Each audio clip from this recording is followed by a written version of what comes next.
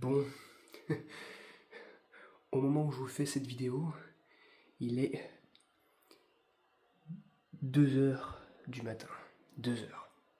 Et non pas 7h57, il n'est pas à l'heure ce four micro-ondes. Donc il est 2 heures du matin.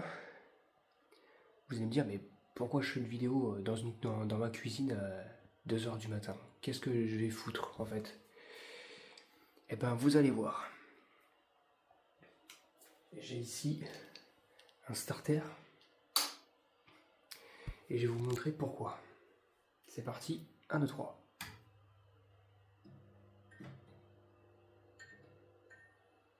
Il fonctionne. Et il a rien du tout. Donc c'est la réglette de 30 watts. Avec son tube Narva. De 30 watts. Vous allez me dire, mais qu'est-ce qui se passe au juste? Il était en fin de vie le tube, c'est le starter qui a gagné. C'est le tube qui a gagné. Eh ben non, en fait pas du tout. Le tube n'est pas en fin de vie. Le starter, lui, par contre, étrangement, il a passé l'arme à gauche, je pense. Voilà, ça fait une demi-heure. Je l'ai allumé, le tube, les électrodes sont allumés, ça fait clac, clac, clac. Ça a clignoté le tube 3 fois et ça s'est arrêté. Bon, ok, superbe. Donc en fait, c'est le starter transparent chinois contrefait là de chez Philips qui était déjà quand on l'a reçu neuf, quand on a reçu la réglette neuve. Quand j'ai reçu la réglette neuve, le starter inspirait pas confiance. Et ben là, ça s'est confirmé. Non, mais j'hallucine. C'est la première fois que je tombe sur ce genre de cas ici. Hein. Que le starter tombe en panne avant que le tube tombe en panne sur une réglette, alors que tout est d'origine, c'est n'importe quoi. Donc du coup, ce que je vais faire, c'est que je vais enlever ce qu'il y a devant là, puis je vais enlever le tube pour accéder au starter. Mais bon, il n'y a plus rien à faire. Et je vous annonce que c'est le Wilhelm qui a cramé. Hein. C'est pas le condensateur. Il n'y a plus rien à faire, il réagit plus du tout. J'ai laissé éteint pendant. J'ai laissé le tube éteint pendant facilement 20 minutes. Non, ça décolle pas le bilam, ça décolle pas les bilams. Donc du coup, je vais remplacer ça à 2 heures du matin. Parce que de toute façon, en journée, c'est occupé. Enfin, en journée, j'ai pas à me casser la tête à remplacer un tube. Là, je préfère là quand il y a personne. Au moins, c'est tranquille. Bon, allez, hein, je vais débarrasser. Hein. Allez, on éteint tout. C'est bien, remplacer un starter de tube fluorescent avant de me coucher, c'est pas mal. Hop, que je laisse pas le tube. Hop. Le tube au passage, il a commencé un peu à s'échauffer quand même, mais il est toujours nickel. Hein. Regardez là, il a commencé à marquer un peu. Mais sans plus. Donc voilà. Il est un peu cramé de ce côté-là, mais sinon nickel quoi. Le tube au passage, il est pas trop de problème quoi. Bon allez, on va maintenant enlever le starter.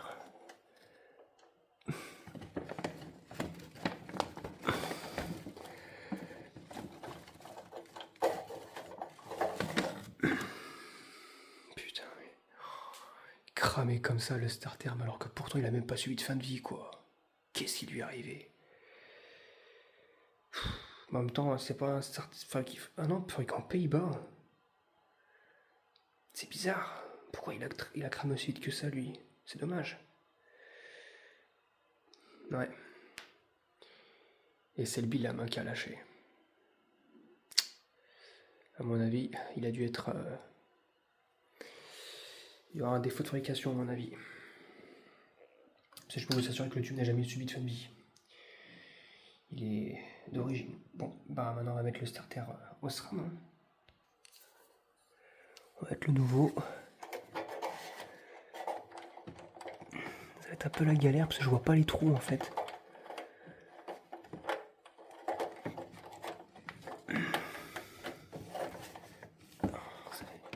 Oh, ça va être là. C'est bon.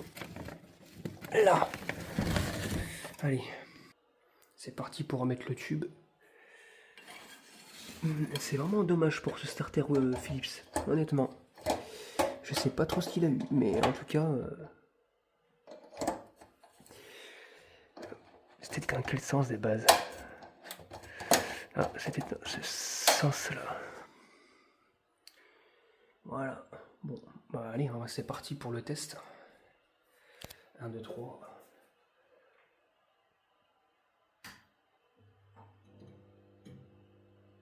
Et voilà. Non mais c'est dommage qu'il ait claqué ce starter. Bon, et du coup, bah, il est plus d'origine celui-ci. Bon, au moins il démarre plus vite le tube. Voilà. Et celui-ci, eh ben, il est décédé. Dommage. Je sais vraiment pas ce qui lui arrivait, mais bon.